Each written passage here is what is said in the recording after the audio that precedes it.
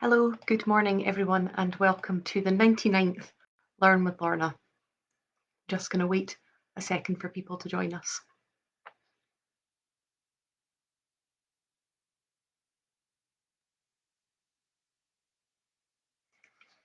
So welcome to the 99th Learn with Lorna. My name is Lorna Steele-McGinn. I'm the Community Engagement Officer with the Highland Archive Service. The Highland Archive Service, as you'll know if you've been watching for the last 98 episodes, the Highland Archive Service has 4 archive centres across the Highlands of Scotland that look after the historic documents of the Highlands of Scotland. So we have the Highland Archive Centre in Inverness, Nucleus, the Nuclear and Caithness Archives in Wick, Skye and Lochailsh Archive Centre in Portree, and Lochaber Archive Centre in Fort William. This series is brought to you by High Life Highland at no cost to the viewer. High Life Highland is a charity registered in Scotland, and there's no payment or subscription required to take part in this series of talks. But if you're able to donate towards our work, then we're very grateful for that. And there's a link to be able to do so, whether you're watching live on Facebook or whether you're watching subsequently on YouTube. And a reminder, if you are watching for the first time, that all previous episodes can be found on our YouTube channel. Thank you for all your thoughts and comments on last week, a challenging subject about romanticising the Highlands, one that has a lot of strong opinions on different aspects of it. So I was really glad that one went well and that you enjoyed it. And thank you also for your comments about the little news clip that we shared on our Facebook page yesterday. This week we're continuing our theme of February's theme of Love Archives, looking at a collection that's held in Nucleus, the Nuclear and Caithness Archives. This is a deposited collection that we're looking at this week, P566, which means it's a privately deposited collection, number 566. And this is the papers of the Davidson family of Old Hall Farm, Westwotton Farm, and Buckies. And I want to start by saying a big thank you, as I often do, to my lovely colleague Valerie in Nucleus, who's put together some notes about this one for me. The team at Nucleus obviously work with this collection a lot more frequently than I do. I'm based in Inverness, so it's great always when I get the insight of the team who work with it more often. So thank you to them. Now, this is a collection, it's 8 linear metres long, dates from 1711 to 2018. And of course, covering that time span, it covers a load of different subjects from lots of different areas. So lots of local history can be found in it, lots of things about family matters, both world wars, papers relating to farming and land management, just a typical family business collection with a real range of subjects in it. But this week we're going to focus on one particular story from within that collection with a relationship at its heart. And that's the story of James John Christian Davidson and Margaret Miller of Scrapster. And as I was writing the notes for this, I thought it could equally be titled a Tale of Two Fathers, as we'll see as we go on. I'm going to read a lot of extracts for this talk, because as I was looking at the notes and thinking about it, I thought there's no point in me putting into words something that they very well express in their own correspondence. So I'll be sharing a lot of extracts from this collection. Now, James was a member of the Davidson family of the title, the family of the collection title. He was born on the 13th of June, 1874 at Buckies Farm, which the Davidson family had been associated with for over 400 years. He later moved with the family to Old Hall Farm in Wotton. James was one of 10 children, 5 boys and 5 girls, most of whom survived into adulthood. So that's James, and he, as I say, is the one from the Davidson side of where the collection comes from. Margaret, who is the other part of this relationship, was born around about 1875, and she was the daughter of John Miller of Scrapster, and she was known as Gretty. So I'll talk about them as James and Gretty throughout this. Now, James and Gretty were obviously very close from a young age. They had formed a relationship and were very intent on marrying, but they came up against that classic thing of stage and screen, a Victorian father who refused permission. Now, if you remember a couple of weeks ago, I spoke about the long courtship of James and Evelyn Barron. Well, this is another long courtship we're talking about this week, but for a totally different reason. This time, as I said, Gretty's father refused the marriage for many years. They were eventually over 30 by the time that they came to marry. Now, we're very fortunate in this collection that James kept not only the letters that he received, but also copies of the letters that he sent. And so, because of that, we can see both sides of the relationship in the struggle to get the marriage approved, and we can see how the whole story played out. Now, on the 15th of September 1899, James wrote to Gretty's father, John.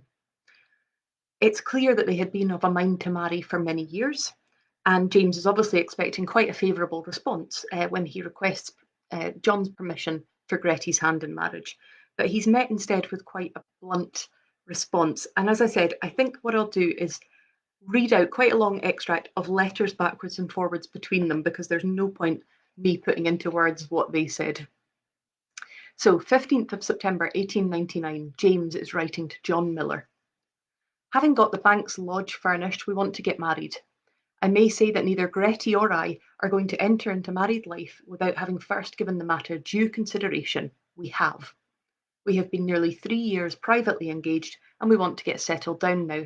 I will come into town on Wednesday to see you if that will suit.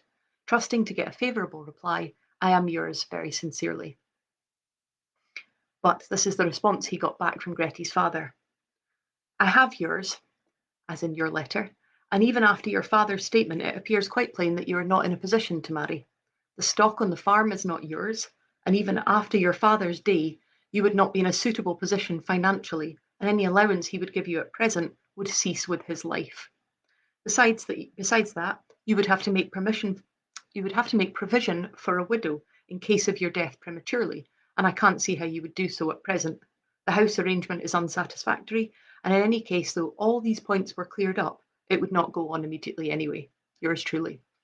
So he's saying the stock's not good enough, that the money's not good enough, the house isn't good enough, and even if it was all cleared up, we wouldn't be letting you do it anyway.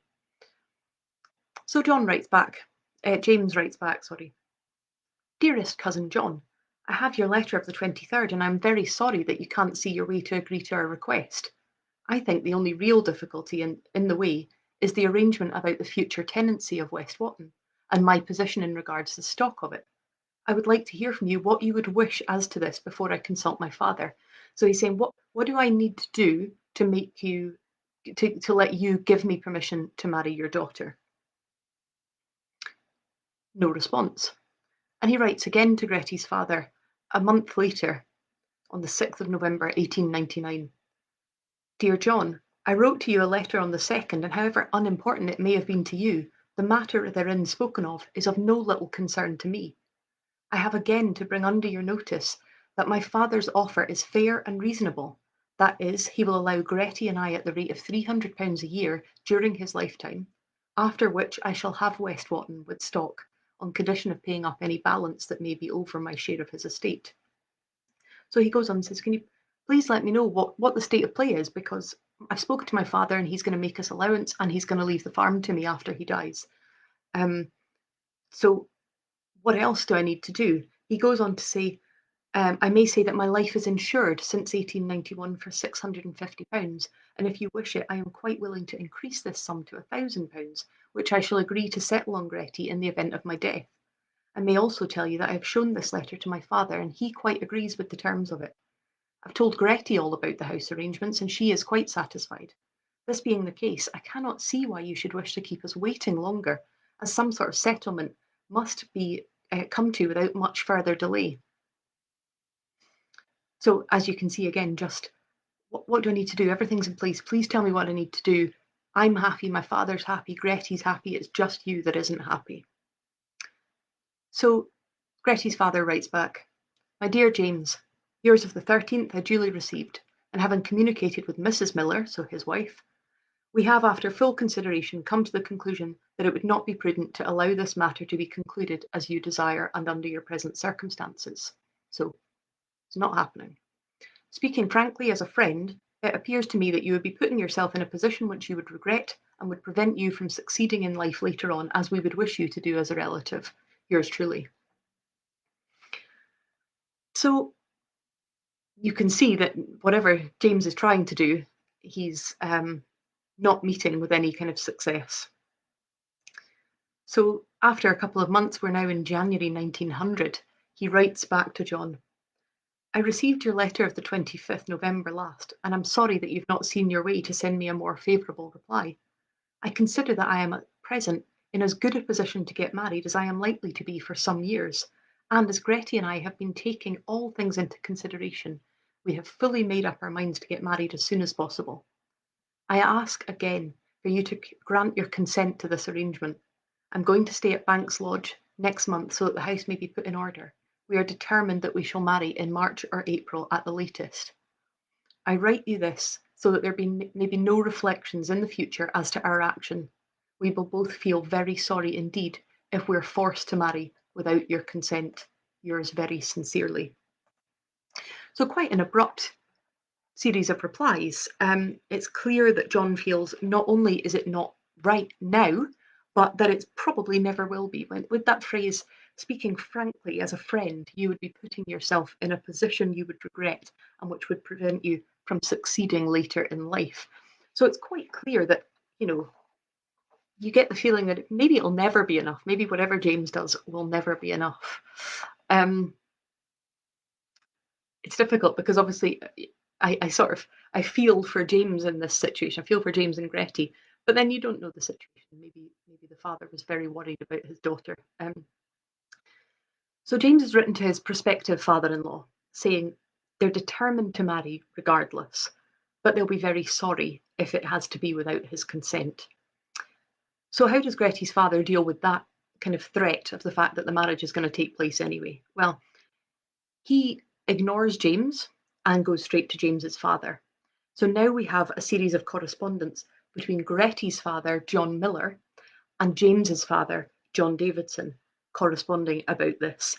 And it's clear that James's father is much more sympathetic. And as I say, it could almost be called a tale of two fathers. So this is Gretty's father to James's. I send you a copy of enclosed letter that James sent to me today, which speaks for itself. He is surely not aware of what he's doing. I will make no remark on it at present. So he's almost just clyping. He's just telling James's father, "Look what your son has said to me. This is not appropriate. I'm not going to reply to him." But James's father writes back, "I've had your note. I regret that there's been any correspondence on my son's part that you don't approve of. Personally, my sole desire is for the welfare of the young folk, and as James is 25 years of age and Gretty about the same, we must agree that they should know their own minds and that they are not quite unsuited to arrange their own future. So far as I am concerned, I'm willing to do what I can to avoid their future being spoiled in any way. And while James is associated with me in business, he will have an income of £200 a year. And as you know, he has the use of Banks Lodge free of rent meantime, surely sufficient for the needs of a couple in their position. As for the future, the note I have appended will show you what he can do. And as the late Mr. Swanson of Gurston was satisfied with £100 a year I settled on my wife, who in return settled the life rent of her means upon me, I doubt not that you will agree that our children should not be encouraged to put themselves far in advance of their own folk." So he's saying, what my father-in-law thought what I did for my wife was fine, so why can't you think what my son's doing is fine for your daughter?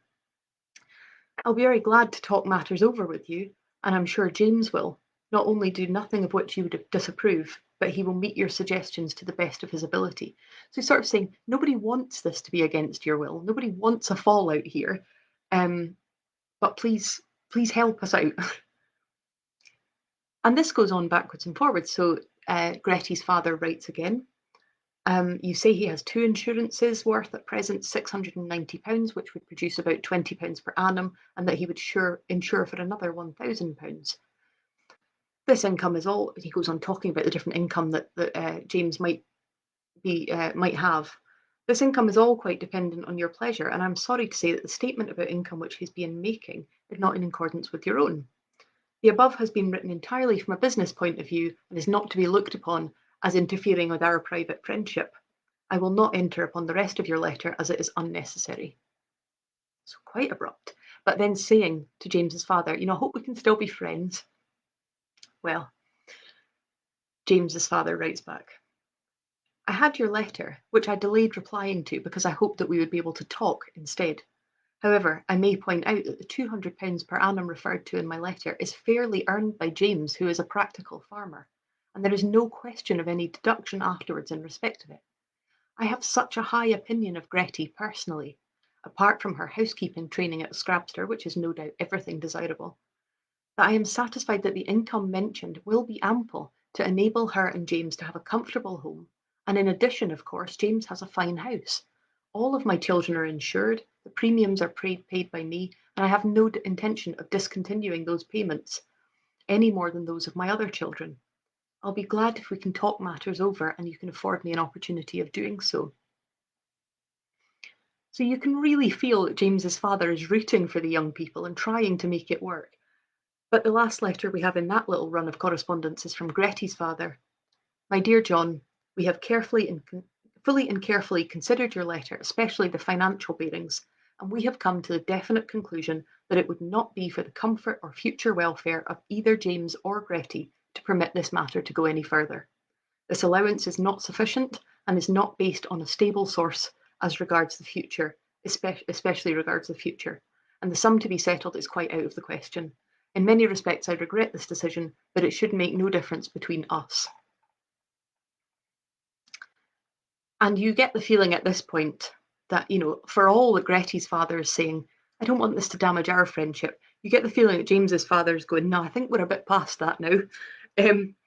Because he writes, young James, writes to Gretty's father. I need hardly say that your letter to my father, in which you refuse to give consent to the marriage of Gretty and me, has given us, Gretty and myself, a good deal of concern. But still, we are resolved to stick to each other, and my purpose in writing now is in the hope that you may reconsider your decision, and so make it unnecessary to take the matter into our own hands. Arrangements have been now virtually made for the building of a farmhouse for me on West Wotton, and these arrangements will be completed when Mr. Turner comes north this month. It has also been arranged that in the meantime I can have use of the lodge to live in, and while the sportsman is here next year, if the farmhouse is not ready, I will make other arrangements for a house temporarily. You already know my financial position, and while it doesn't seem to come up to your standard, we are still content to accept it and to do our best ourselves to improve it, and I fear not that we shall. I have told you as plainly as I can the steps which I have taken with a view to our marriage, and I now await your reply, and let me express my hope again that it will be favourable, and so avoid any unpleasantness. If, however, you should still be unable to see your way to comply with our request for your approval, I can only express my sincere regret, as you know our resolution. And then again, I wrote to you on that 24th of November last, but I regret I have heard nothing from you in answer. If it is your intention to reply, I should like to hear from you as soon as I can. So we're at the stage now where Gretty's father isn't even replying. And there's now a 9-month gap in correspondence between the two. And I think it's really interesting. It's really interesting from a current day point of view, to look at this. There are very few situations in most of our lives now where that would be such a definite, such a huge barrier to them that they keep threatening to go ahead without his permission, but they can't quite bring themselves to do it. And in the interim of this 9 months of waiting, this gap in correspondence, there's an interesting little interlude. James and Gretty had casts made of their hands and sent them away for the palms to be read to find out what their future was going to be. And apparently, James's cast said that he had a lack of self-control and was very impatient. He needs to learn to wait without giving up or being discouraged. Now, it's interesting because Valerie, my colleague at Nucleus, said, I wonder if that was what prompted him to become even more patient with his 5 years that he's already waited to marry Gretty. And I read it and thought, I wonder if Gretty's father rigged that result. You have to be patient. But having said that, Gretty's father was hoping he would give up. The letters resume then in September 1901, and again the focus is on James's financial position. And I'm aware I'm reading a lot, but I'm also missing out a huge number of letters I could be sharing with you. At this point, James is saying he's entered into an agreement with his father, which makes him owner of half of the stock on West Wotton, alongside being given a free home and a free supply of produce for the farm. He says, surely this is sufficient. You will see, he says, that my father in his own lifetime has kindly given to me what I did not expect to receive until his death, which we all hope is very distant yet. So the father obviously has gone, look, I'll sign things over to you now if that helps. Was this enough? Of course it wasn't enough. Gretty's father looked over the farm balance sheets and doesn't think there's enough money to provide for Gretty, especially if James were to die young.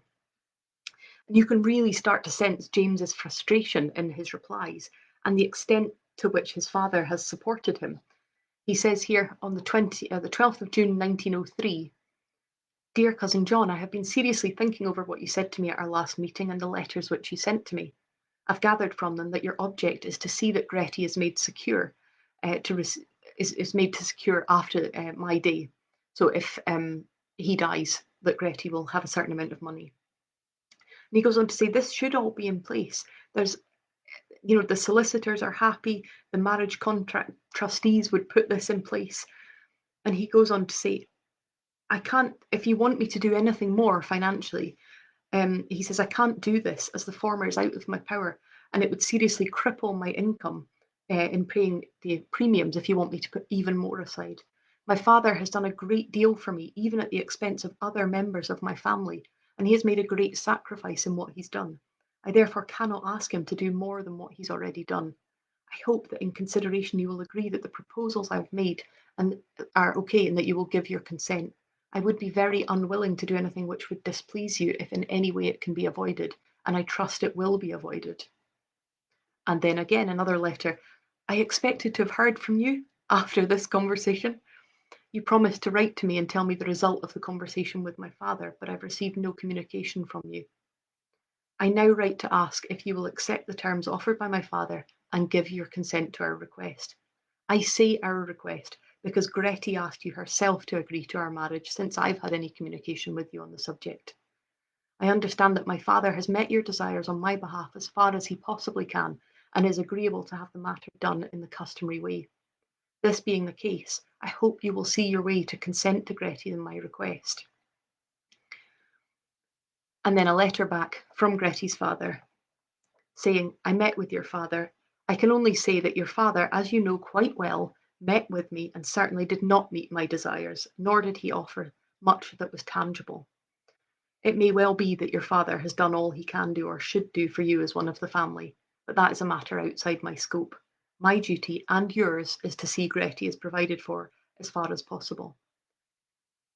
If you and your father will arrange your utmost on her behalf and send it to me in writing in formal shape, I will try once again to see what can be done. So we're still going round and round. And as I say, you can see the way in which James's father has supported him. And I think this is my favourite letter out of this little set of correspondence. This is a letter written by James's father to Gretty's father. And you can see that he's just going all out now. He says, I've got your letter. And though I'm reluctant to do so, I think it only right to point out to you, it being within your knowledge, that Gretty and James had practically become engaged nearly 4 years ago, and that apparently with the approval of all interested. It is scarcely fair at this time of the day to put an end to it, as indicated in your letter to me, the more especially as I understand from themselves that they intend anyway to stick to one another. So he's sort of saying, there's no point trying to end this now. It's not going to end. So he says, this being so, I at last having done what I could to further their very natural wishes, I will take no more responsibility for possibly spoiling their future lives. I will not further interfere with what they may decide, both having come to that time of life where they are the best judges themselves of what may make or mar their own futures. Personally, I would like during my own time to see them settled in life, and I have shown that I am in any way willing, keeping justice to my other children, to do my part in securing their happiness and welfare. I feel that I have nothing to regret in the position I have taken. My last letter to you shows that James is in a position, and indeed probably a better position than many other of their station in life, and I am convinced that Gretty wishes to be his helpmeet. I am also satisfied that she is content with his position, and being so, It would be a serious thing indeed for anyone to put this anything between them now. And that responsibility, I, for one, have already stated I will not undertake. For this reason, I wish you to understand my mind on this matter. Whatever obstacles are put in the way of their future happiness now, they will at least not blame me.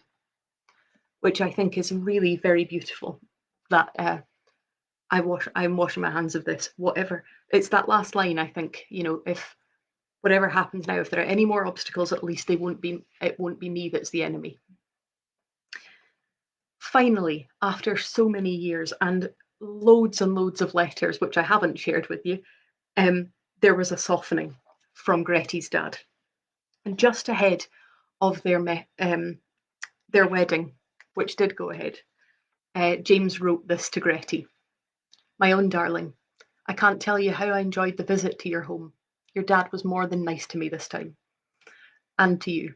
I will say nothing about you, dearest, for I cannot write but what I feel, but I feel prouder of you every time I see you. You were very brave last night, and I was gone past being drunk before we went upstairs, love. And you saw that, and you kept me right, dear.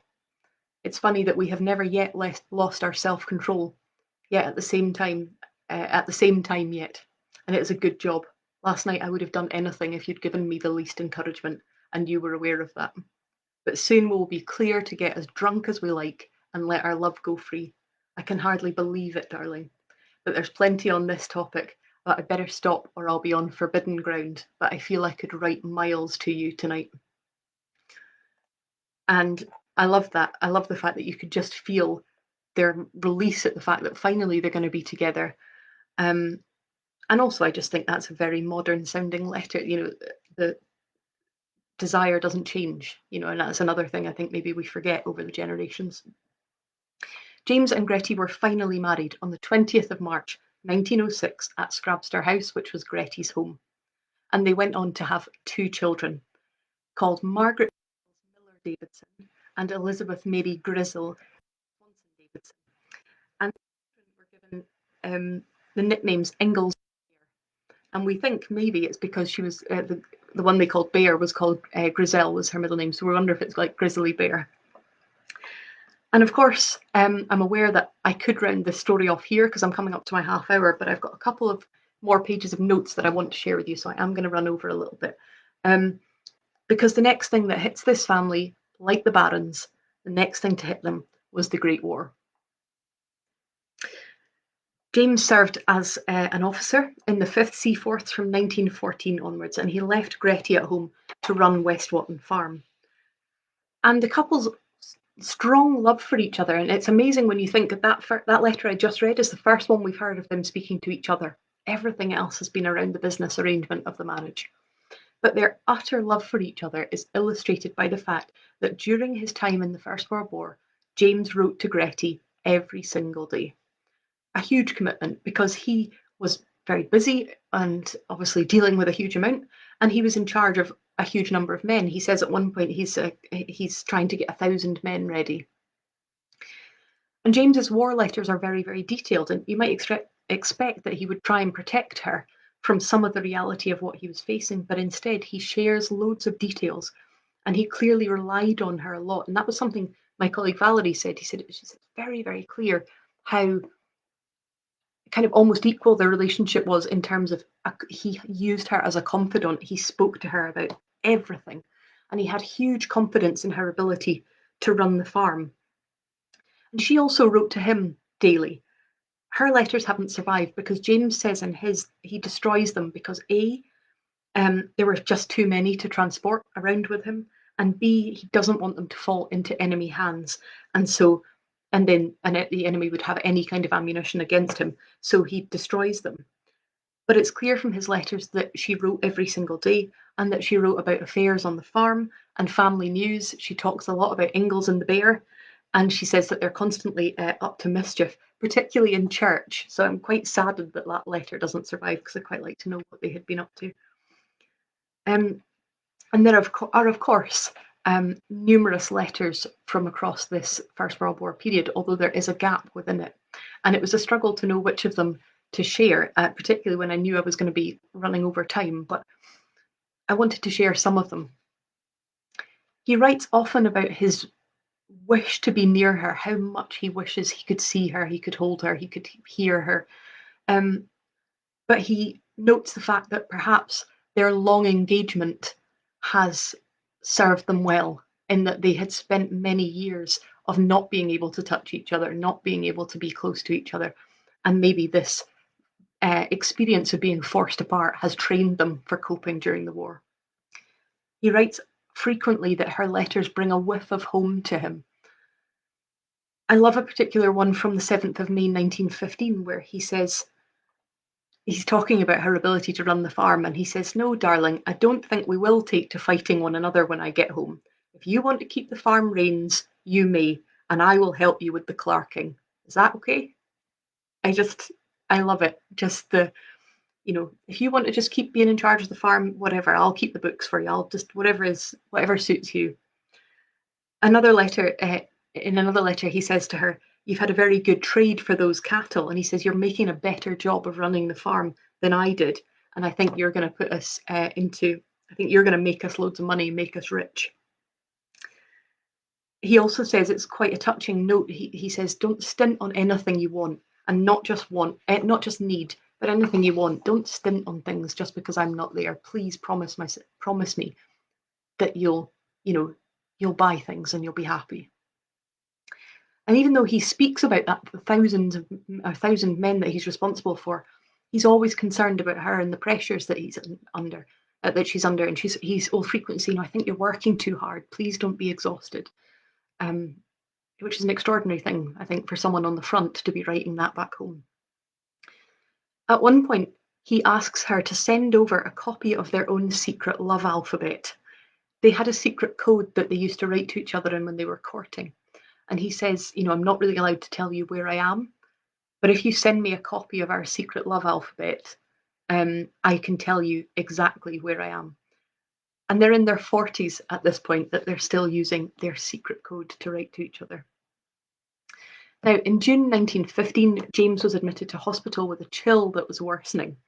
And at that point, he describes how much her letters are meaning to him, and particularly any photos that she sends. He says regularly how much the letters are the thing that keeps him going. They keep him alive. Um, they keep him going, basically. This is an extract from one of them. "My darling, I got 4 letters from you in a lump about an hour ago before I left the hospital, and I did enjoy them. And the photos of our bairns. They are very good, dear, and I just sat and looked at them on my bed for ever so long. All that was wanting was that they could not speak to me. I'm awfully glad to have them with me. I have you always in my notebook, and I often have a look at you.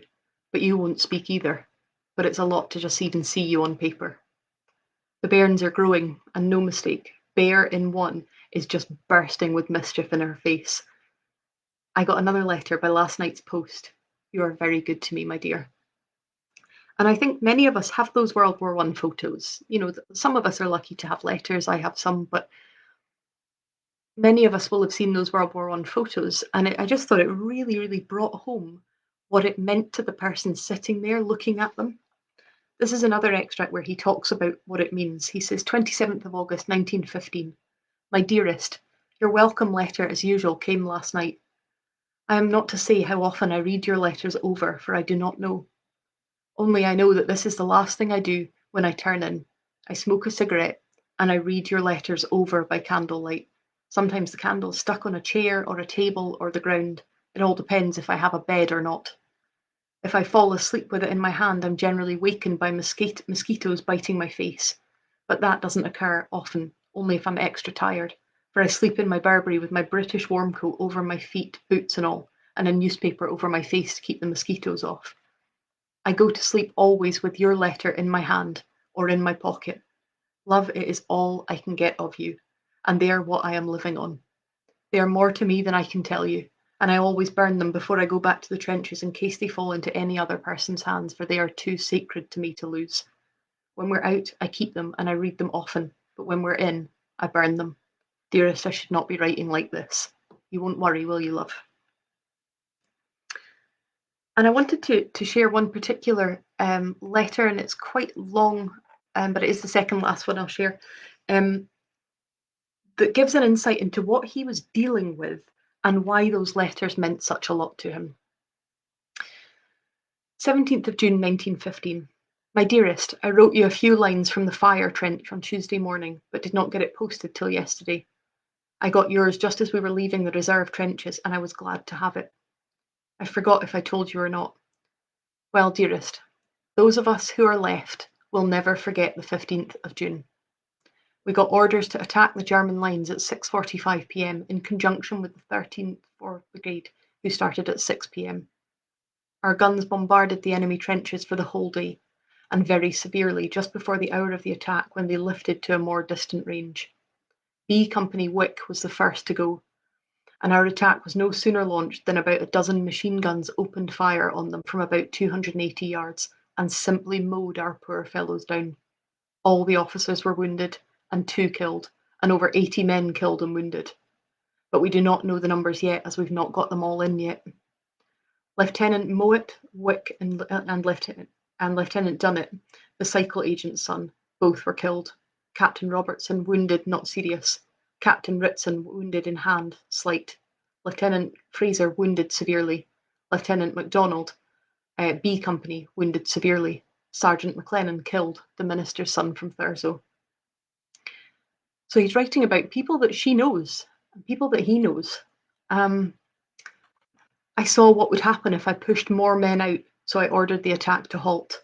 Likely I will get into trouble for doing so, but I just did not feel justified in pushing further under the circumstances.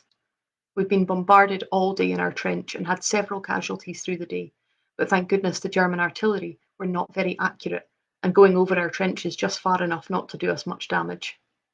Though the ground they were throwing up continually rained in amongst us, and it was nothing to get globs of land clay dropping in the size of your head almost.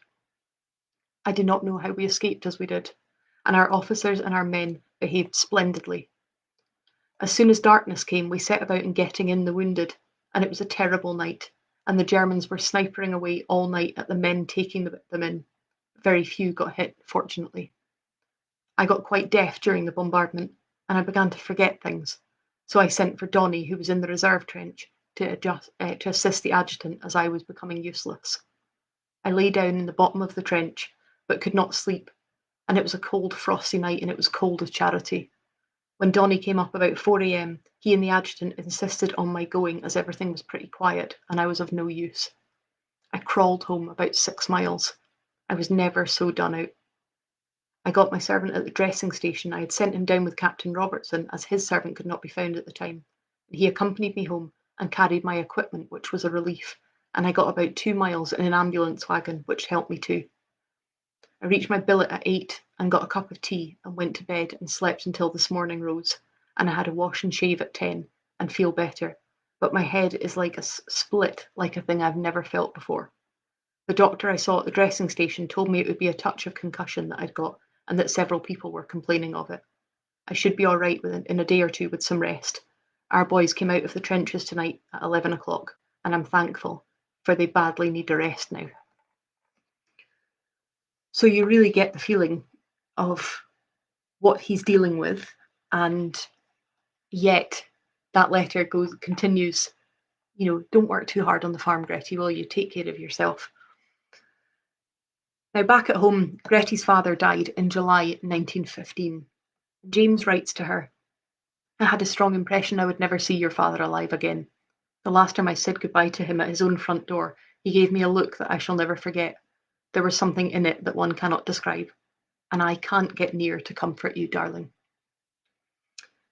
It's interesting to note that when Gretty's father died, he left almost all of his money to his 2 sons. His 2 daughters, including Gretty, got hardly anything from the father. I wanted to share 2 final very short extracts from the 26th of December 1915 and the 3rd of January 1916, so December 15, January 16, which illustrates James's hope and desperation that the war will soon be over and that he can get back to Gretty. 26th of December 1915. My own beloved, this will be your New Year's letter from me, I believe, and you know love, all that this paper carries to you from me. Love and hope that we may be restored to each other before next year is out. You have been so very brave, love, all along, and I know you felt our last parting very deeply, love, but you kept up for my sake. I felt it in you, dearest, and I was dreading the parting, my love. And then on the 3rd of January 1916, all my love, dearest beloved. This is the first day of 1916, dearest, and my sincerest hope is that I may be within speaking distance of you when the first day of 1917 comes, love. And if we are that, dear, we will manage all the rest, my own beloved. My love to you, dear, and our girls is all that I can send to you from here. You know all my heart wants for you, dearest. Ever your own, James. I am genuinely so happy to tell you that James did indeed return safely from the war. We can only imagine what that reunion must have been like, particularly when they would have been aware that so many others had been denied that reunion. The final letters in this collection had referenced the fact that the lease of the farm, the Westwotton farm, was due to be up soon. It was running out soon, and there was some debate about whether they would get an extension for the lease or not when James was still away. But it looks like the lease wasn't extended because by 1919 the family moved to Perthshire to Cally House, and they got their wish. They spent many, many more years together. James died in 1943 at the age of 69, and Gretty died in 1961 at the age of 86. And I just think it's a beautiful, beautiful story of a relationship that survived many, many obstacles. I'm glad that you enjoyed it. It's so nice to see all your comments coming up. It's a particularly beautiful story. And as I say, thank you to my colleagues at Nucleus for pulling a huge amount of that together for me. So thank you for joining me. I hope you can join me next week for the 100th episode. We'll be looking at some of the love and relationship stories that appear in our KJ Mackintosh collection. Again, there's all sorts of different types of love and relationships that appear in that collection. So I hope you can join me for that next week. A reminder that this series is brought to you by High Life Highland at no cost to the viewer. That High Life Highland is a charity registered in Scotland, and there's no payment or subscription required to take part in this series of events. But if you're able to donate, then we're very grateful for that. And I'll see you next week. Thank you.